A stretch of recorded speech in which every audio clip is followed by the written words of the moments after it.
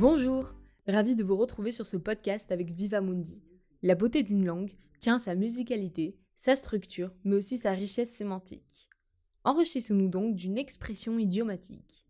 Et plutôt que de jalouser les langues étrangères, laissons s'envoler notre imagination et notre vocabulaire. Pour notre 15e envol, prenons la direction de la Chine avec une expression à la fois visuelle, ironique et profondément ancrée dans la sagesse populaire. Wan Shi Tian Su, qui veut littéralement dire dessiner un serpent et lui ajouter des pattes. Elle est issue des récits stratégiques de Chanko Siye, un recueil de l'époque des royaumes combattants. Lors d'un pari entre amis, celui qui dessinait un serpent le plus vite gagnerait une jarre de vin.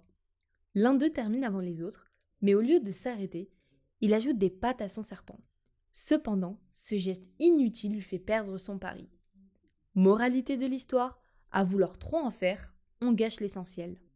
On utilise donc pour qualifier toute action ou ajout superflu qui, plutôt que d'améliorer la situation, la dénature.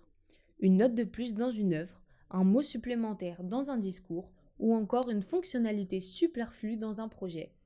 Wan Shi Tian Thu nous enseigne que le perfectionnisme peut parfois se transformer en obstacle. Cette expression est toujours présente dans le chinois d'aujourd'hui, que ce soit dans la vie de tous les jours ou dans les domaines artistiques et professionnels.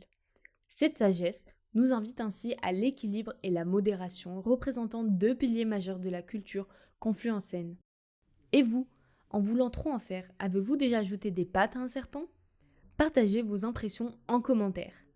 À bientôt pour un nouvel envol pour que vive cette expression et toutes les langues avec Vivamundi.